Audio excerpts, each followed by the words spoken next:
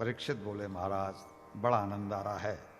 बोले आनंद तो आ रहा है, अभी तक तुमने सारे के सारे सात्विक प्रसंग सुने हैं, अब मैं तुम्हें तामसी नरकों का प्रसंग सुनाता हूं। अच्छा तो मिठाई तो सबको बढ़िया लगती है, लेकिन जब तामसी नरकों का प्रसंग सुनो। राजन, कर्म 3 प्रकार के होते हैं, सात्विक, राजस और तामस। इन्हीं कर्मों के फलस्वरूप जीव को उसकी फल मिलते हैं और उसकी गतियां भी भिन्न भिन्न होती हैं। सात्विक पुरुष स्वर्गाद में जाते हैं और अधर्मी लोग अपने कर्मों के प्रभाव से नरकों में जाते हैं और चौपाए बनते हैं। बारी बारी से ये काम होते रहते हैं। क्योंकि सात्विकता जल्दी से आ नहीं पाती और परिणाम ये होता है कि कभी उस स्थिति तक जीव पहुंच ही नहीं पाता जो कि उसे इस भवसागर से पार कर दे। इसलिए ऐसा हम जीव करता हर काम को सुलझने के लिए। यहाँ जितने लोग बैठे हैं, किसी से भी पूछ लिया जाए भाई तुम ये क्यों कर रहे हो, तो किसी तरह से बात बन जाए, लेकिन बात बनती है कि बिगड़ जाती है। हम दूसरों को देखते हैं, हमारा पड़ोसी बहुत पैसे वाला है, हम उसे देख रहे हैं और उस जैसा बनने के चक्कर में कुछ न कुछ ऐसा कर बैठते हैं जो और गर्त में ले जाता है। वो कह रहे हैं कि राजन, नरकों की संख्या 21 बताई गई है। कहीं कहीं नरकों की संख्या गरुड़ पुराण में 28 और कहीं कहीं 36 प्रकार के नरक बताए गए हैं।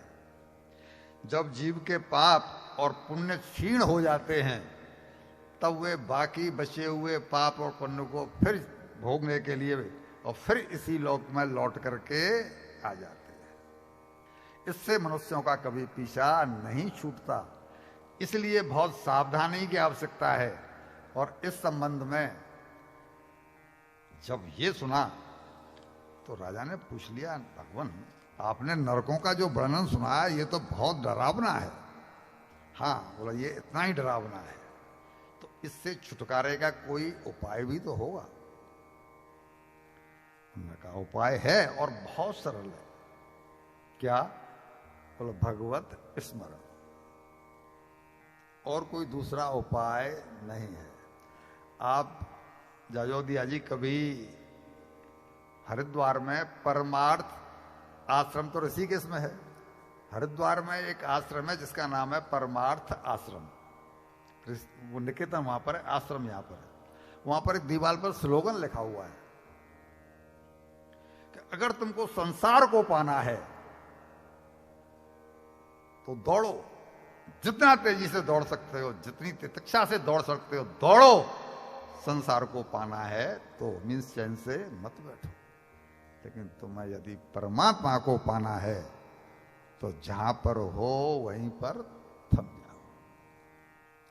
परमात्मा की प्राप्ति दौड़ भाग से नहीं हो सकती। मीन्स इसको ऐसे कहिए कि एक होता है निवृत्ति मार्ग और एक होता है प्रवृत्ति मार्ग। हम प्रवृत्ति मार्ग में हैं और प्रवृत्ति मार्ग में हैं तो कोई न कोई छोटा मोटा अपराध कभी जाने में और कभी कभी अनजाने में बन ही जाता है। और जो निवृत्ति मार्ग में है मीन्स अकर्म, हम कर्म कर रहे हैं या फिर विकर्म कर रहे हैं, गीता का सिद्धांत है। कर्म योग उसमें है, जैसा कि हमने उस दिन बताया था। कर्म होगा कर्म का मतलब सत्कर्म, या तो सत्कर्म होगा या फिर विकर्म होगा मीन्स दुष्कर्म होगा। एक होता है अकर्म, उसे कहते हैं निष्काम कर्म, यानी उसका न पुण्य मिलता है न उसका पाप मिलता है। जब वो अकर्म है तो भगवान के लिए समर्पित हो गया, न पाप मिलेगा उसका न पुण्य मिलेगा। हमने अपने लाभ के लिए कुछ किया नहीं, और इसी को कहते हैं निवृत्ति। जब कभी भी हमारी बात बनेगी, चाहे लाख जन्म ले लो, करोड़ जन्म ले लो, कितने भी जन्म ले लो, जब कभी भी बात बनेगी निवृत्ति मार्ग ले लेने के बाद। जब तक प्रवृत्ति मार्ग में हैं तब तक विकारों से नहीं बचा जा सकता, नहीं बचा जा सकता, नहीं बचा जा सकता। तो बोले कोई बचने का उपाय? बोले है, बहुत सरल है, लेकिन उसके लिए भगवान का स्मरण करना पड़ता है। भगवान की कथाएं सुननी पड़ती हैं, भगवान का सत्संग सुनना पड़ता है। भैया जी, बहनों, बहुओं, बेटियों, एक उम्र के बाद में ये कथाएं, ये सत्संग, ये प्रवचन इन नरकों से बचने के लिए ही सुने जाते हैं। इनसे सुनने से पैसे की प्राप्ति नहीं होती, संतान की प्राप्ति नहीं होती, ऐश्वर्य की प्राप्ति नहीं होती। इनको सुनने से विवेक जागृत होता है, और जब विवेक जागृत होगा तो ऐसा कोई कर्म हमसे नहीं बनेगा जो पाप की श्रेणी में आता है। और जब वो नहीं बनेगा तो फिर तो स्वर्ग के दरवाजे खुल ही जाएंगे, फिर नरक का प्रश्न कहां पैदा होता है। भगवान ने नरक स्वर्ग बनाए इसीलिए भाई कि तू सत्कर्म करता है तो मेरे पास आ जा, दुष्कर्म करता है तो नरक में चला जा। उनके यहां तो खुला खेल है, उनके यहां तो कोई किसी से रिश्तेदारी है नहीं। आप इसको